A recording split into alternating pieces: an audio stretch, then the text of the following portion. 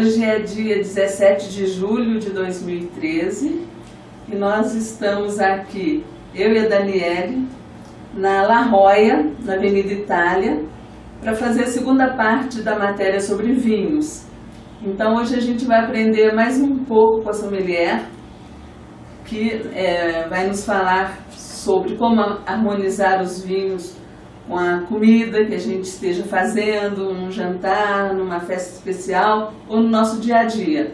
E nós começamos agora a conversar com a Daniela e eu vou perguntar para ela o que é enogastronomia, como é que funciona. Bom, primeiramente, boa tarde, né, ao público do Diário de Taubaté, aos internautas.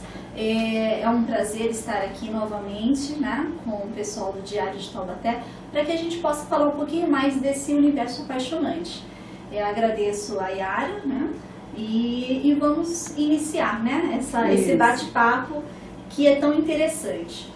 A Yara perguntou o que seria enogastronomia. Enogastronomia é a arte de harmonizar vinho e comida. Então, é algo assim que a gente fala em arte porque comida não deixa de ser uma arte.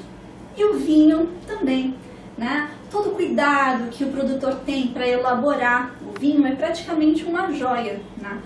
E a comida também, porque a comida, você hoje em dia, né, nós podemos até inclusive ver que a gastronomia está em alta. As pessoas elas querem dedicar mais tempo nesse ato, né, de preparar o seu alimento, escolher os ingredientes a dedo. Então por isso que a gente fala de arte, né? Então o que seria enogastronomia? Enogastronomia é a comida e o vinho em parceria, e quando a parceria ela é bem sucedida, nós chamamos de uma boa harmonização. Então, e nós vamos perguntar também para ela como é que eu sei que eu vou fazer um jantar na minha casa com aves, carne de aves ou massas, e que jeito que eu vou harmonizar. Você pode falar com a gente, no caso das diferentes comidas, quais vinhos a gente escolhe? Claro.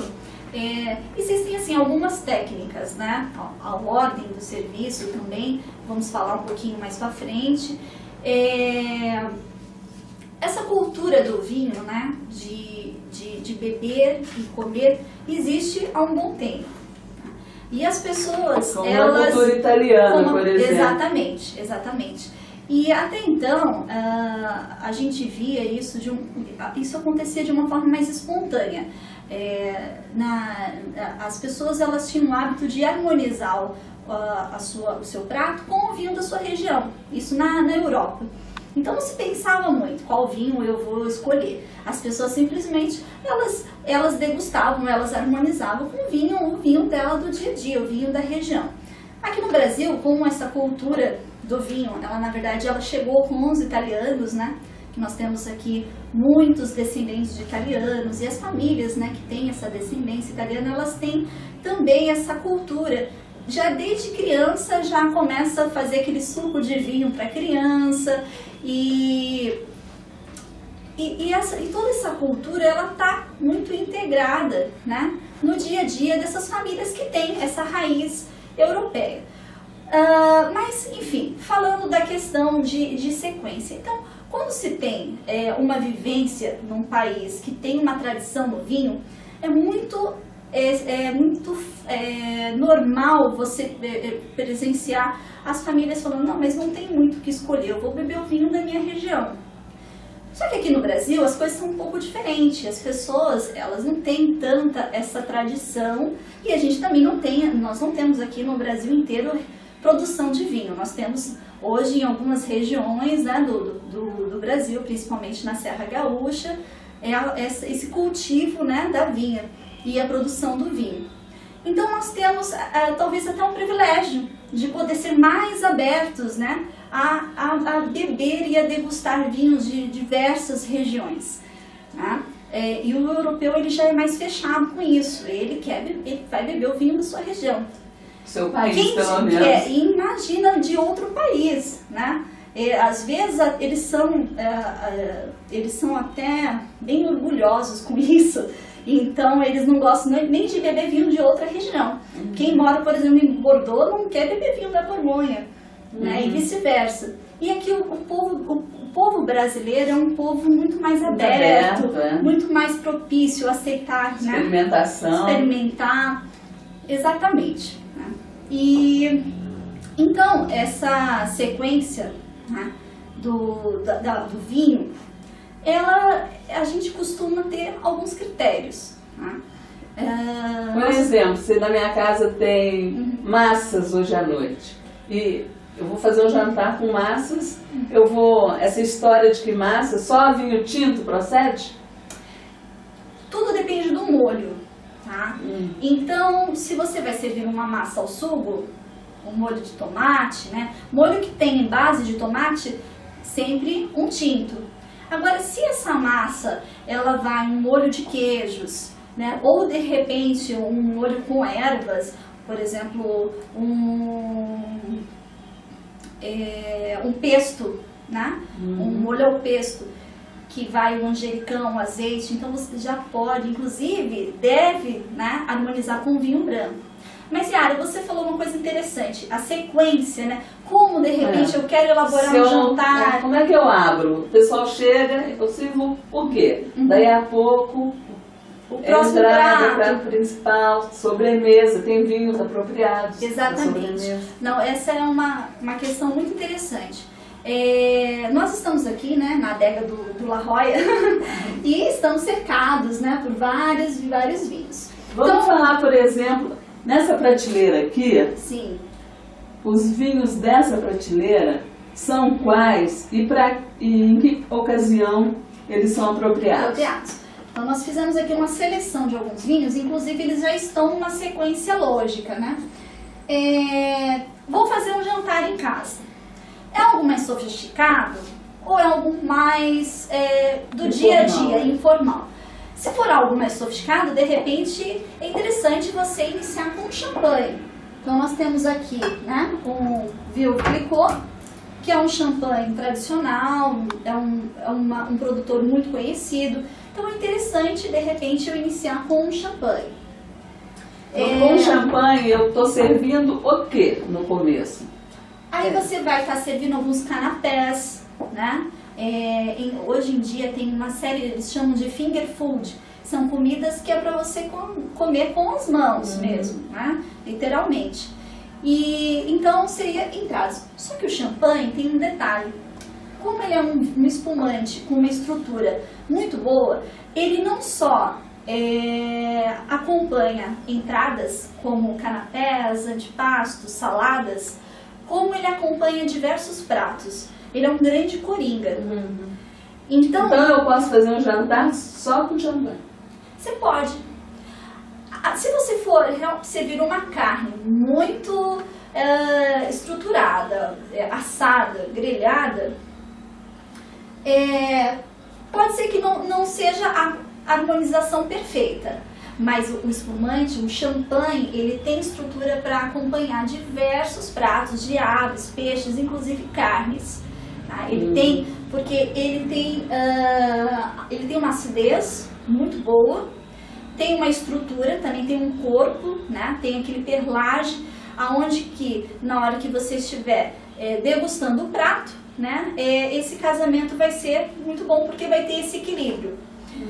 Agora, de repente, eu não estou disposta, né, a investir num champanhe. Champanhe Veuve Clicquot custa mais ou menos o quê? Na faixa de uns 200 reais. Eu tenho outras opções, tá? Inclusive, existe uma série de espumantes nacionais com ótimo custo-benefício, na faixa de 40, 50 reais. Mas eu também vou aqui sugerir, por exemplo, um Prosecco italiano. Esse aqui é um produtor chamado Mioneto. Esse Prosecco aqui é um espumante que está na faixa dos seus 80 reais. Né? É um excelente vinho. Mas ele tem a mesma situação do Veuve Clicquot? Ele serve para acompanhar um jantar inteiro? Ou essa história de jantar inteiro com champanhe é melhor de esquecer? Não, o champanhe ele consegue ir além da entrada. Tá?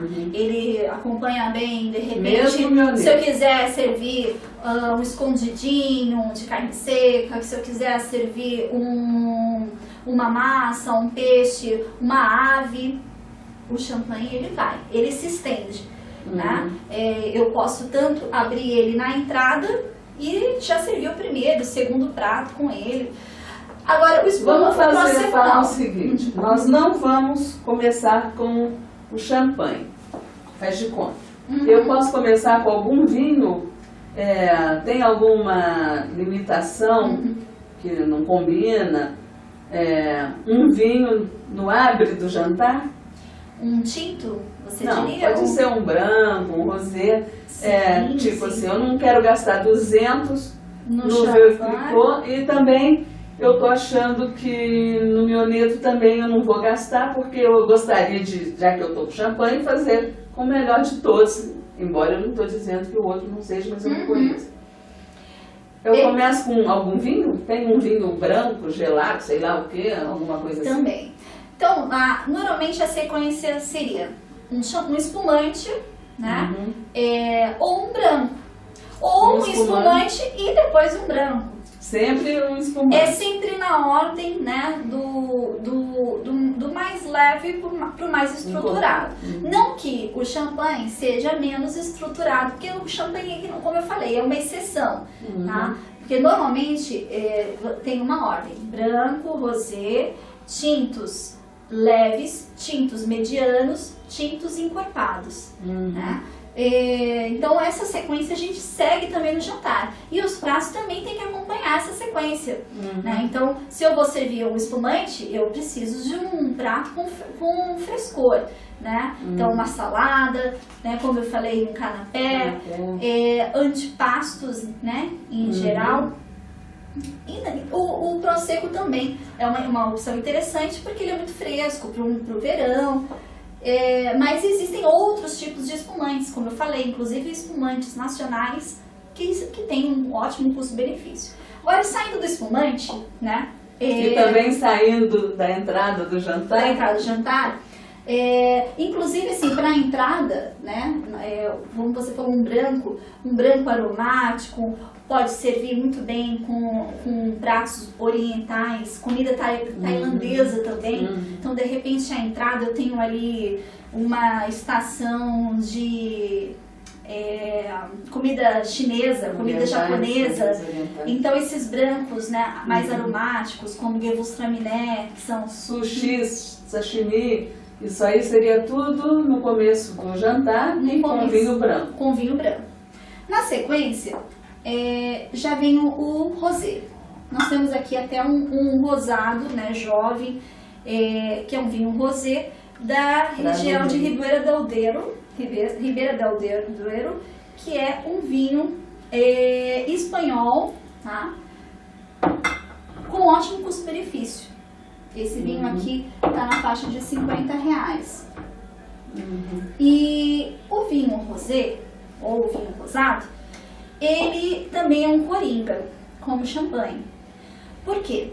Ele consegue, se você quiser iniciar com ele, ótimo, ele também tem frescor, tem acidez para acompanhar um canapé, uma salada, e ele também tem uma leve estrutura, né? Porque ele é uma mistura, né, de branco. O vinho rosé nada mais é do que um vinho que tem uma acidez de um branco com uma estrutura parecida com de um tinto. Uma mistura, fica no meio do caminho. Entre aspas, é uma mistura. Então, o rosé eu sempre recomendo com, por exemplo, salames, presunto cru, presunto de Parma, alguns antepastos de uma caponata de berinjela, uma sardela.